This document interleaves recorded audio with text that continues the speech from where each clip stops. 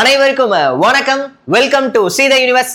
எப்படி தமிழ்நாட்டில் 10th முடிச்சிருக்கவங்களுக்கு டிஎன்பிஎஸ்சி குரூப் 4 எக்ஸாம் நடத்துறாங்களோ அதே மாதிரி ஆல் ஓவர் இந்தியா மத்திய அரசு வேலை 10th முடிச்சிருந்தாலே போதும் எஸ்எஸ்சி எம்டிஎஸ் ஸ்டாஃப் செலெக்ஷன் கமிஷன்ல மல்டி டாஸ்கிங் ஸ்டாஃப் அப்படின்ற எக்ஸாமுக்கு விண்ணப்பிச்சு எழுதலாம். சென்ட்ரல் கவர்மெண்ட்ல இருக்கிற மினிஸ்ட்ரிக்கு கீழே நிறைய டிபார்ட்மெண்ட்ஸ் பல்வேறு துறைகளில் அவங்களுக்கு தேவையான ஆட்களை எக்ஸாம் நடத்தி அதன் மூலமா செலக்ட் பண்றாங்க. ஸோ எஸ்எஸ்சி எம்டிஎஸ் எக்ஸாம் பற்றி தான் இந்த வீடியோவில் நான் உங்களுக்கு எக்ஸ்பிளைன் பண்ண போகிறேன். பாருங்க, வருஷம் இந்த எக்ஸாமுக்கான நோட்டிஃபிகேஷனை www.ssc.government.in இந்த அதிகாரப்பூர்வ இணையதளத்தில் தான் வெளியிடுவாங்க. 1 month டைம் தருவாங்க. நம்ம அப்ளை பண்ணணும். இந்த எக்ஸாம் அப்ளை பண்ணி முடிச்ச பிறகு எக்ஸாம் நடத்துவாங்க. நம்ம போய் எழுதணும், படிச்சுட்டு போய் எழுதணும். அப்போ எக்ஸாமில் என்னென்னலாம் கேட்பாங்க அப்படின்றதான் இங்கே நான் கொண்டு வந்திருக்கிறேன். Subjects aptitude, reasoning. ஆப்டிடியூட்ல 20 கொஸ்டின்ஸ் கேட்குறாங்க. மார்க்ஸ் பாருங்க, 60 மார்க்ஸ். ஒரு கொஸ்டினுக்கு 3 மார்க்னு வச்சாதான் 20 கொஸ்டினுக்கு 60 மார்க் கொடுக்க முடியும். அடுத்து ரீசனிங் அதே மாதிரி தான், 20 கொஸ்டின்ஸ் 60 மார்க்ஸ். ஒரு கொஸ்டினுக்கு 3 மார்க். மொத்தம் 45 நிமிஷம், 3/4 மணி நேரம் ஆன்லைன் வழியா எக்ஸாம் நடக்கும். There is no negative mark in the session 1. இதுதான் செஷன் 1. இதுக்கு நெகட்டிவ் மார்க் கிடையாது. சரி, இது முடிச்ச பிறகு செஷன் 2 ஓபன் ஆகும். General awareness, English language. 25 questions கேட்குறாங்க, 75 மார்க்ஸ் கொடுக்குறாங்க. ஒரு கொஸ்டினுக்கு 3 மார்க். அதே மாதிரி இங்கிலீஷ்ல 25 கொஸ்டின்ஸ் 75 மார்க்ஸ். ஒரு கொஸ்டினுக்கு 3 மார்க். டைமிங் பாருங்க, 45 minutes. Important. There is a negative mark of 1 each wrong answer. கரெக்டான ஆன்சருக்கு 3 மார்க் கொடுக்குறாங்க. தப்பு பண்ணிட்டோம்னா 1 மார்க் போகும். செஷன் 2ல தான் நெகட்டிவ் மார்க் இருக்கு அப்படின்றத தெரிஞ்சுக்கிறீங்க. செஷன் 1 செஷன் 2 ஒரே நாளில் தான் நடக்கும். 2 வேற எக்ஸாம் இல்லை, ஒரே சிங்கிள் எக்ஸாம்ல செஷன் 1 செஷன் 2 முடிச்சிட்டிங்க அப்படின்னா கொஞ்ச நாளைக்கு அப்புறம் ரிசல்ட் போடுவாங்க. ரிசல்ட்ல பாஸ் பண்ணிட்டீங்கன்னா டாக்குமெண்ட் வெரிஃபிகேஷன், தென் அதுக்கப்புறம் வேலை. சரியா? இப்போ நம்ம பார்த்துருக்கிறது எஸ்எஸ்சி எம்டிஎஸ் எக்ஸாமுக்கான.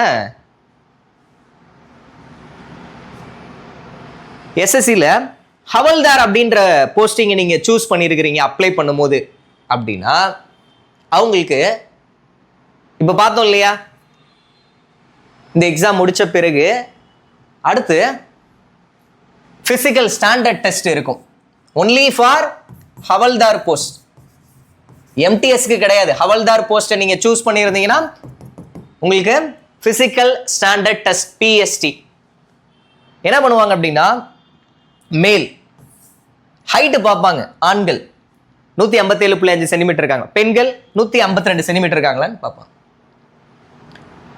அப்புறம் மேலுக்கு செஸ்ட் மெஷர்மெண்ட் இருக்கும் 76 சென்டிமீட்டர். ஃபீமேலுக்கு வெயிட் 48 கிலோகிராம் இருக்கும். சரியா?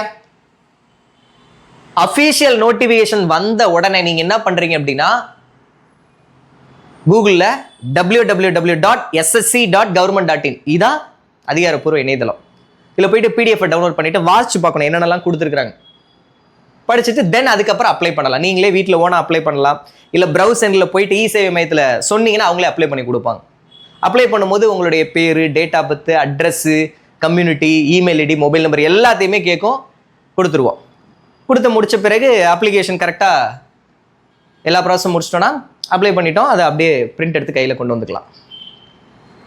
தென் அதுக்கப்புறம் நமக்கு மெயில் வரும், நீங்கள் இந்த எக்ஸாமுக்கு அப்ளை பண்ணியிருந்தீங்க, இந்த காலேஜில் இத்தனை மணிக்கு எக்ஸாம் போட்டிருக்கிறோம், வந்து இந்த தேதியில் எழுதுங்கன்னுவாங்க.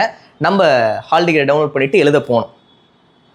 அப்ளை பண்ணியிருக்கிறோம்ல, அப்போ நம்ம தகவல்லாம் கொடுத்துருப்போம்ல, மெயில் ஐடி, ஃபோன் நம்பர், அப்போது அதுக்கு குறிஞ்செய்தியே அனுப்பிச்சிருவாங்க. நீங்கள் அப்ளை பண்ணியிருக்கீங்க, இந்த எக்ஸாம் இங்கே போட்டிருக்கிறோம், வந்து எழுதுங்கன்னு மெயில் பண்ணி விட்ருவாங்க. எஸ்எம்எஸ் வந்துடும். அதை பார்த்துட்டு நம்ம எந்த சென்டரோ அங்கே போய் எழுதுறோம். அப்ளை பண்ணும்போது நம்ம கொடுப்போம் எக்ஸாம் சென்டர் எங்கே வேணும்னு, அதில் நம்ம கொடுக்குற இடத்துல தான் போடுவாங்க. சரியா? அப்போ நம்ம போய் எழுதும் போது நம்மள மாதிரி நிறைய பேர் எழுத வருவாங்க. அங்கே கம்ப்யூட்டரில் எப்படி எழுதணும் எல்லா இன்ஸ்ட்ரக்ஷனும் அவங்களே சொல்லிடுவாங்க.